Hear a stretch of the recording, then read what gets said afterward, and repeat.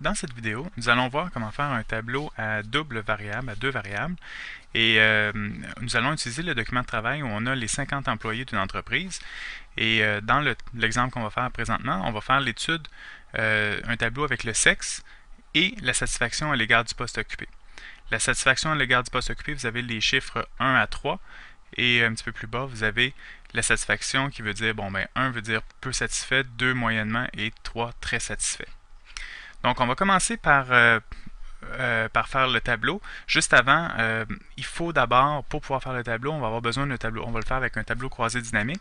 Et il faut s'assurer que les plages de cellules ont bien été nommées. Ça fait partie d'une autre vidéo. Donc, si vous cliquez dans la zone nom ici, vous devriez avoir l'âge, l'employé, tout ça. Donc, par exemple, la plage de cellules s'appelle recensement. Ça, c'est la plage de cellules pour tout le recensement au complet. Donc, à ce moment-là, il faut avoir nommé les plages de cellules. Ce qu'on va faire, c'est qu'on va créer une nouvelle page. Donc, on va appuyer sur le petit plus en bas. On va appuyer sur le petit plus. On a une nouvelle page qui apparaît. Et la nouvelle page, la nouvelle feuille, au lieu de l'appeler feuille 3, on va double-cliquer et on va l'appeler tableau sexe satisfaction. Donc, ça va être le tableau pour le sexe et la satisfaction à l'égard du poste occupé. On va se situer en cellule A2 et ensuite on va aller dans le menu Insertion en haut. Du menu Insertion, on va choisir Tableau croisé dynamique. Et là, comme je vous ai dit, la plage de cellules, il faut que ça soit la plage de cellules recensement. Dans ce cas-ci, c'est ça la plage, c'est le nom qu'on a donné à la plage de cellules. On va choisir recensement, on va faire OK. On a le tableau croisé dynamique qui apparaît ici et les options du tableau croisé dynamique qui apparaissent à la droite. On va choisir sexe et on va le faire glisser dans la zone de ligne en bas. Donc on clique sur sexe et on le fait glisser jusqu'à ligne. Et là vous allez voir, féminin, masculin apparaît sur chacune des deux lignes. Ensuite, on veut la satisfaction à l'égard du poste occupé. Donc on clique sur satisfaction et on va aller le mettre dans les colonnes.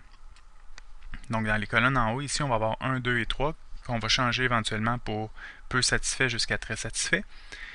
Et ensuite, on a deux choix. Soit on fait glisser sexe dans les valeurs, ou soit on fait glisser satisfaction à l'égard du poste occupé dans les valeurs. Ça va donner le même résultat, parce que Excel va compter finalement le nombre de femmes qui sont peu satisfaites de leur travail, le nombre d'hommes qui sont peu satisfaits, et ainsi de suite jusqu'à très satisfaits. Donc, quand on choisisse un ou l'autre, Excel va faire le travail pour nous. Moi, pour l'exemple, je vais choisir satisfaction. Je clique sur satisfaction, je m'en vais dans valeurs, et je relâche. Là, il y a une petite chose à vérifier à chaque fois qu'on fait un tableau croisé dynamique. Ici, vous voyez dans la zone valeur en bas, vous avez somme de satisfaction. Vous cliquez sur la petite flèche et on va aller dans paramètres des champs de valeur. Dans la zone paramètres, on va choisir nombre.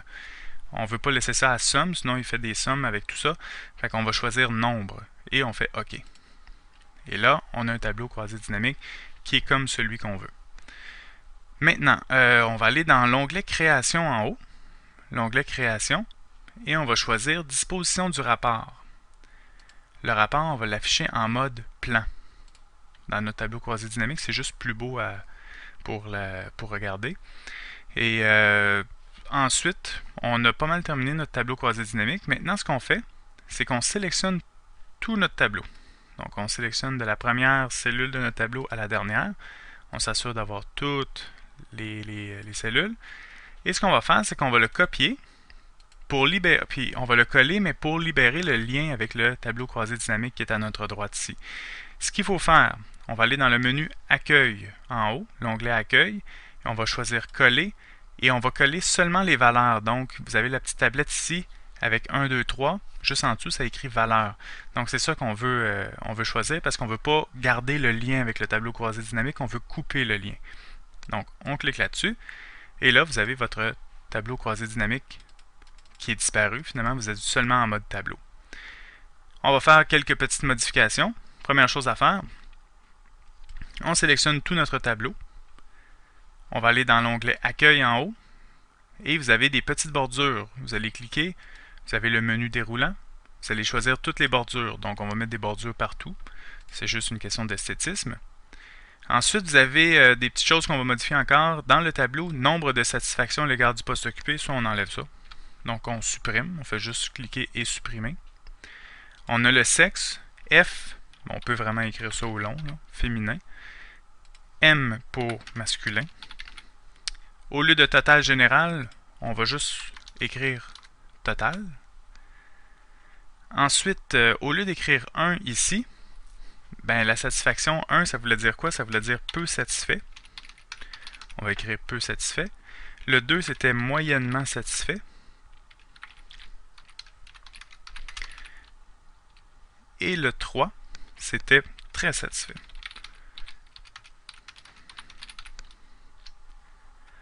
Encore une fois, on a total général. On va juste écrire total dans cette cellule-ci. Et là, on peut réajuster les largeurs des cellules parce que là, vraiment, c'est un petit peu trop large. Donc, à ce moment-là, on va réajuster le tout.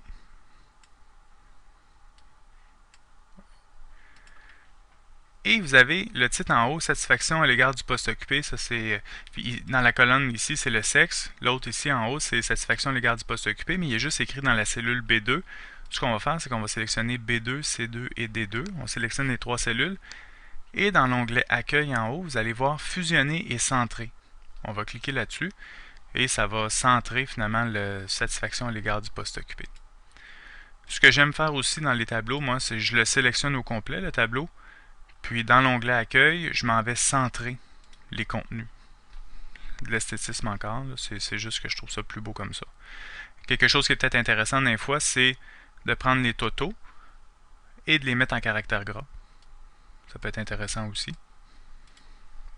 Encore une fois, de l'esthétisme. Le titre maintenant.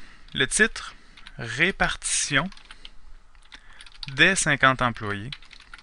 Donc, on a 50 employés dans l'entreprise, donc c'est tous les employés. Selon quoi? Bien, selon le sexe et le degré de satisfaction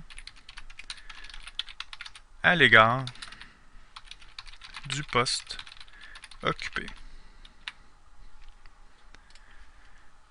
On va sélectionner toutes les cellules A1 jusqu'à E1 et on va faire fusionner et centrer encore une fois, histoire de seulement centrer tout ça, puis faire seulement une cellule avec ça. Si on veut, on peut aussi mettre en caractère gras le titre. C'est donc la façon dont on procède pour faire un tableau à double variable, donc à deux variables. Et donc c'est ça, là on l'a fait présentement avec des variables qui sont qualitatives, deux variables qualitatives, mais il aurait été possible aussi de le faire avec une variable qualitative, une variable quantitative, etc. Donc c'est la façon de procéder. Maintenant, nous allons regarder comment analyser un petit peu les proportions dans un tableau à double variable. Par exemple, vous avez dans la colonne moyennement satisfait. On pourrait analyser, on sait qu'il y a 15 personnes sur 50, donc 30%, 15 sur 50, ça fait 30%, des employés de l'entreprise qui sont moyennement satisfaits de leur travail. Parmi les personnes moyennement satisfaites, il y a 9 personnes. Donc, parmi les personnes moyennement satisfaites, il y en a 15 personnes moyennement satisfaites. Il y en a 9 sur 15 qui sont des femmes. Donc, 9 sur 15, ça fait 60%.